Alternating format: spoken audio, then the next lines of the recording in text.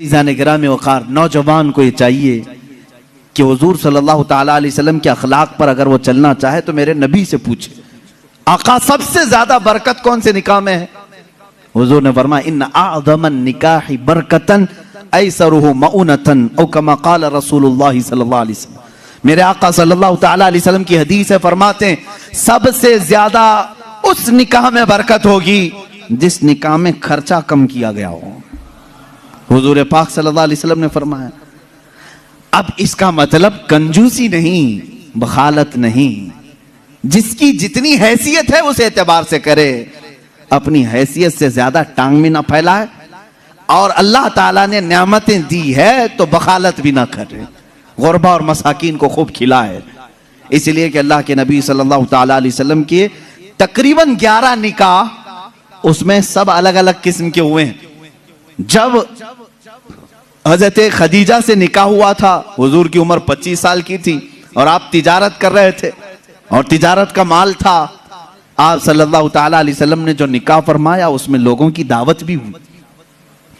ایک نکاح ہوا حضرت سودا رضی اللہ تعالیٰ عنہ سے، وہ اس نکاح میں صرف کھجوریں بانٹی گئیں اور کچھ بھی نہیں۔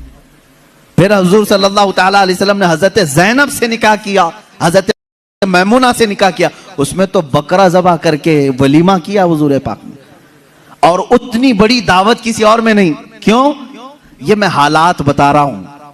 جب تمہارے پاس مال تھا یا مال آیا ہے اس اعتبار سے تمہیں کرنے کی اجازت ہے، اور جب نہ ہو تو قرضہ لے کر کے دکھاوا کرنے کی اجازت شریعت نے نہیں دی ہے۔ شادیوں کے لیے اس طرح سے لوگ مقروض ہو جاتے ہیں۔ کئی لوگ ایسے ہیں جو اپنی پتہ نہیں عزیز عزیز چیزیں اٹھا کر بیچتے ہیں، نہیں صرف 4 لوگوں میں مجھے منہ دکھانا رہتا ہے، منہ دکھانا رہتا ہے، نکاح کرنا ہے بیٹی کا، نکاح کرنا ہے فلاں کا۔ اور آج کے معاشرے سے میں نوجوانوں سے کہوں گا، میرے سننے والے جتنے نوجوان ہیں، اگر نبی سے محبت کرتے ہو اس میلاد میں ایک عزم کر لو، ایک عہد کر لو، ہم میں سے جس کا نکاح ہوگا، ہم جس سے نکاح کر رہے ہیں، ہم سسر کے لیے بلا بن کے نہیں اتریں گے۔ ہاں آج بہت سارے داماد بلا بن چکے ہیں، بلا ہیں، وہ وبا ہیں، اس لیے کہ بیٹی ایک بار دیا ہے اور یہ بیماری زندگی بھر کی لگا لیا ہے۔ ہاں کئی لوگ ہیں ایسے، کڑوی ضرور ہے میری بات، جس نے اپنی بیٹی دیا ہے اور وہ پیچھے لگ گیا ہے۔ کل ہی ایک خاتون میرے پاس آئی، شادی ہو کر کے اس کے 9 سال ہوئے ہیں، بچے بھی ہیں، وہ روتی ہوئی آئی، کہہ رہی ہے کہ میری ماں، اس کی ماں بیوہ ہے، اس کے باپ کا انتقال ہو چکا تھا برسوں پہلے، اور برسوں پہلے میرے باپ کی جو پراپرٹی تھی خاندانی، وہ میری بیوہ ماں کو ملی ہیں، وہ کچھ لاکھ روپے آ گئے ہیں، اور جیسے ہی میرے گھر میں معلوم ہوا ہے، شوہر نے مجھے باہر نکال کے گھر بھیجا ہے، جا تیری اماں کو جو پراپرٹی میں ملا ہے اس میں سے 2 لاکھ مانگ کے لکھا۔ معاذ اللہ رب العالمین، بھکاریوں سے کیوں شادی کرتے ہو؟ اس طرح کے لوگ جو اپنی عورت پر اپنا محل سجانا چاہتے ہیں، ان کی حیثیت بہت ذلیل ہے، بہت ذلیل۔ میں آپ کو بتاؤں، تم برباد ہونا چاہتے ہو، جس کی خواہش ہے وہ مجھ سے پوچھ لے، میں بتا دوں گا۔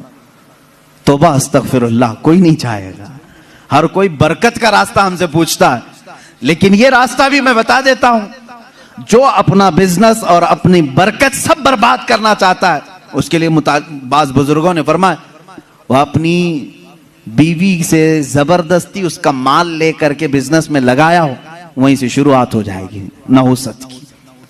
اس کے دل کو توڑ کر جو مال لے جا کر کے لگاؤ گے تو پھر وہاں سے، ہاں بخوشی دینا اور بات ہے، پسندیدگی کے ساتھ دینا اور بات ہے۔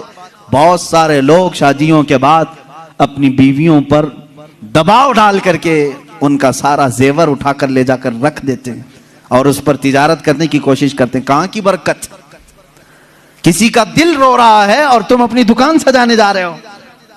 تمہیں تو شادی اس لیے کرنے کا حکم ہوا تھا، ایک کمزور مخلوق تیرے نکاح میں آ رہی ہے، تو کما اور اسے کھلا۔ یہاں الٹا ہو گیا، اسی سے تو کمانا چاہ رہا ہے، یہ الٹا نہیں ہو گیا؟ بہت سارے لوگ یہ انتظار میں رہتے ہیں شادی ہوگی تو ابھی مانگنا کیا کیا ہے، کار مانگیں کہ بائک مانگیں اور کیا کیا چیزیں مانگیں، ان بھکاریوں سے میں کہتا ہوں کھٹورا لو اور گلی گلی گھومو، ہر جگہ جاؤ، 1 سال میں بہت کچھ مل جائے گا۔ اور اگر تمہیں شرم آتی ہے تو میرے عزیزو ایک خاتون سے اور اس کے باپ سے اس طرح کے مطالبے ہرگز نہ کرو۔ ہاں مانگنے کے طریقے بھی الگ الگ ہیں، پہلے کھل کر مانگتے تھے، بولتے تھے یہ چاہیے، لسٹ آتی تھی، ساری لسٹ آتی ہے خاتون کے گھر میں سسرال، لیکن ابھی کچھ نہیں۔ ہماری کچھ بھی خواہش نہیں ہے، ایک اچھی شادی کر کے بھیجو، اچھی شادی کرو۔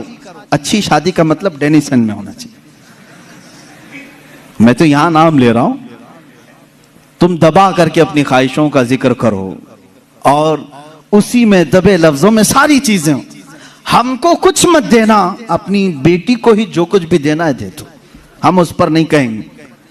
اور باپ بیٹی کو جو دے بعد میں تانا ماریں گے، کیا تیرا باپ اتنا نااہل ہے، تجھے ایک واشنگ مشین نہیں دیا، تجھے ایک پلنگ نہیں دیا، تجھے ایک تجوری نہیں دیا، تم تو کہہ رہے تھے کچھ نہیں چاہیے۔ عزیزان گرامی، یہ بھی طریقہ بھیک مانگنے کا ہی ہے، بھیک مانگنے۔ یہ جہیز کی لعنتوں کو ختم کرو، جو وہ اپنی خوشی سے لے آئے وہ اس کا مال ہے، تمہارا نہیں۔ عورت جو اپنے گھر سے لاتی ہے وہ اس کا خود کا مال ہے، شوہر کا نہیں، نہ سسرال کا ہے۔ عورت جب تک چاہے اسے استعمال کرے، وہ اجازت دے تو دوسرے استعمال کریں۔ تم شریعت کا مسئلہ سمجھتے ہو؟ اگر اس کی اجازت کے بغیر کسی دوسرے نے استعمال کیا اس کے مال کو، کل قیامت کے دن اس کی پکڑ ہوگی، اس کی نیکیاں ضبط کی جائیں گی، تم حقوق العباد میں گرفتار ہو جاؤ گے۔ یہ مسائل ہلکے نہیں ہیں، اس لیے میرے عزیزوں وہ اور ہوں گے۔ مجھے یہاں معلوم ہے کہ یہ رواج کیوں آئے جانتے ہیں؟ یہاں پر ہندوؤں کے یہاں یہ ماحول ہے، جہیز کی رسم بہت خطرناک بلا ہے ان کے ہاں، آج بھی عورتیں جلائی جاتی ہیں جہیز کے نام پر۔ بعض اسٹیٹ ایسے ہیں آج وہاں جہیز کے نام پر بہت خطرناک معاملات سسرال والے کرتے ہیں۔ یہ رسم و رواج پہلے سے چلی آئی، جس کی وجہ سے آپ لوگوں نے یہ ایڈاپٹ کیا، ورنہ میں کہتا ہوں نوجوانوں کو عرب میں جاؤ، شادی کرنا مشکل ہو جائے گا۔ ہاں وہاں پر تم کیا مانگو گے؟ تمہیں باپ ایک پھوٹی کوڑی بھی نہیں دے گا لڑکی کا، لڑکی کا باپ کچھ نہیں دے گا، بلکہ پلس لڑکی تم سے مانگتی ہے 1 لاکھ روپے مہر میں رکھ، تب میں شادی کے لیے تیار ہوتی۔ وہاں عورتیں مانگتی ہیں، سعودی میں تو آدھا کلو پاؤ کلو سننا مہر میں دینا پڑتا ہے۔ بیچارے کتنے نوجوان ایسے کماتے کماتے مہر کی رقم 40 سال کے ہو جاتے ہیں۔ باہر وہاں عرب میں آج بھی یہ رواج، عورت کا حق ہے مانگنا، مرد کیا مانگے گا؟ یہاں جو ہمارا معاشرہ بدلا ہے اس کی وجہ ہماری صحبت ہے، جو دیکھ رہے ہیں ہم ادھر ادھر، یہ صحبت کا اثر ہے جو تمہارے ہاں جہیز کی لعنت آ گئی۔ اسے نکالو اپنے ہاتھ سے، اور کسی بھی عورت کے گھر اس کے باپ پر بلا بن کر کے نازل نہ ہو۔ جب تم باپ بنو گے تمہیں پتا چلے گا ایک جگر کے ٹکڑے کو، بیٹی کو رخصت کرنا کتنا سخت ترین معاملہ ہوتا ہے۔ میرے عزیزو، جن بچیوں کو ہم اپنے گودوں میں پالے ہوتے ہیں، انہیں بڑی کیے ہوتے ہیں، انہیں پڑھائے ہوتے ہیں، کھلائے ہوتے ہیں، ہر عید بقرعید پر انہیں پہنائے ہوتے ہیں، ان ننھی سی کلیوں کو جب باپ رخصت کرتا ہے تو اس کا کلیجہ ٹوٹ جاتا ہے۔ پھر تم جانتے نہیں، اس کے گھر سے پوری کی پوری ذات لے کر کے آ رہے ہو، پھر اس پر پلس تمہیں اور مال بھی چاہیے، پیسے بھی چاہیے۔ کیا یہ رواج ہمارے ہاں نہیں ہے؟ رسم کرو تو لڑکی کے گھر میں، شادی کرو تو لڑکی کے گھر میں، پورے اس کارکرم میں صرف ولیمہ ایک ہی ہے جو مرد کے گھر میں ہوتا ہے، باقی کیا ہے؟ سب عورت کے گھر میں کرنا ہے۔ بچہ ہو جائے چلہ اس کے گھر میں۔ ہاں جتنے بھی رسم ہیں، ارے شادی کی تاریخ فکس کرنی ہے، تم اپنے گھر میں بھی تو کرا سکتے تھے، نہیں لڑکی کے گھر میں ہی کریں گے جا کے۔